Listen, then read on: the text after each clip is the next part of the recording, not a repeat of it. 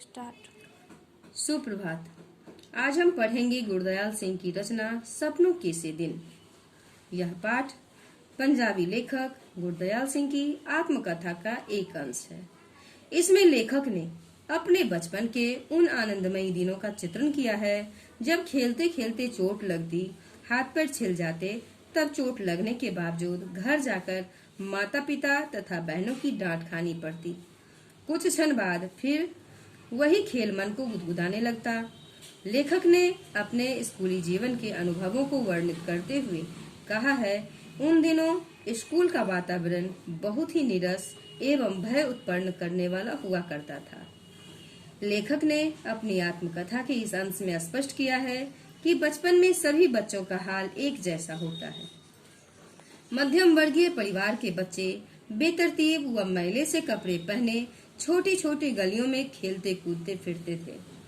भागते दौड़ते समय हाथ पैर छिलने या चोट लगने पर कोई परवाह नहीं करते, बल्कि परिवार वालों से डांट ही खानी पड़ती थी, परंतु खेल के प्रति लगाव कम न होता। लेखक बच्चों के इस खेल प्रेम को तब समझ पाए जब उन्होंने मनोविज्ञान पढ़ा। सभी बच्चों की आदतें समान होती हैं। उन दिनों बच्चे स्कूल जाने में रुचि नहीं लेते थे और माता पिता भी पढ़ाई के लिए जबरदस्ती नहीं किया करते। लेखक के अधिकांश साथी राजस्थान तथा हरियाणा से आकर मंडी में व्यापारी या दुकानदारी करने वाले परिवार से हुआ करते।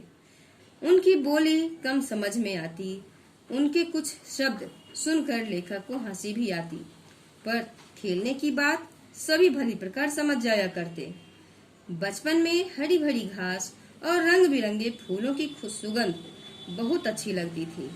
उन दिनों स्कूल की छोटी क्यारियों में फूल भी कई तरह के उगाए जाते, जिनमें गुलाब, गेंदा और मोतिया की दूध सी सफेद कलियां भी हुआ करती।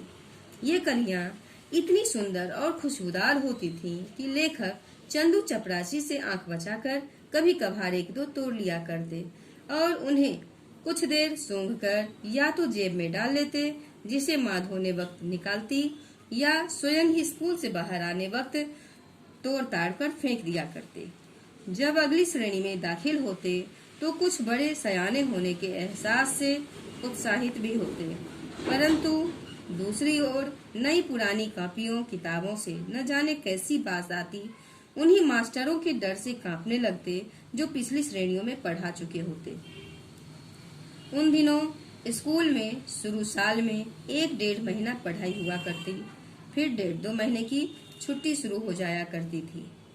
छुट्टियां प्रारंभ होते ही लेखक गुरदयाल सिंह जी माँ के साथ ननिहाल चले जाते।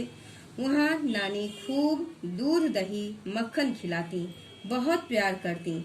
जिस साल ननिहाल नहीं जा पाते तब अपने घर से थोड़ी दूरी पर बने तालाब पर जाया करते। कभी पानी में कूदते, कभी रेत के टीले पर चढ़ते, कभी कभी तालाब में कूदकर अच्छे तैराक की तरह हाथ पैर हिलाते। इन शरारतों में कब सुबह से शाम हो जाती पता ही नहीं चलता। जैसे जैसे छुट्टियां बीतने लगती, मास्टर जी द्वारा दिया गया कार्य सारी मस्ती में बाधा डाल देता। स्टार्ट। गृह कार्य पूरा करने के लिए हिसाब किताब लगाना शुरू कर देते, परंतु कुछ मित्र ऐसे भी थे जो छुट्टियों का काम करने के बजाय मास्टर जी की पिटाई को अधिक सस्ता सौदा समझते। कभी कभी कुछ समय के लिए लेखक भी ऐसे बच्चों को अपना नेता भी मान बैठते। लेखक का स्कूल बहुत ही छोटा था, उसमें केवल 9 ही कमरे थे। दाईं ओर पहला कमरा हेडमास्टर श्री मदन मोहन शर्मा जी का था। स्कूल की प्रार्थना के समय बाहर आते और अनुशासन से खड़े छात्रों को देखकर बहुत खुश होते थे। मास्टर प्रीतम चंद जो खेल अध्यापक थे, स्वभाव से बहुत कठोर थे। सरल तथा विनम्र स्वभाव के हेड मास्टर साहब 5वीं और 6वीं कक्षा को अंग्रेजी स्वयं पढ़ाया करते थे। क्रोध आने पर कभी कभी गाल पर हल्की सी चपत लगाया करते। फिर भी स्कूल जाने से बच्चे न जाने क्यों जी चुराते थे।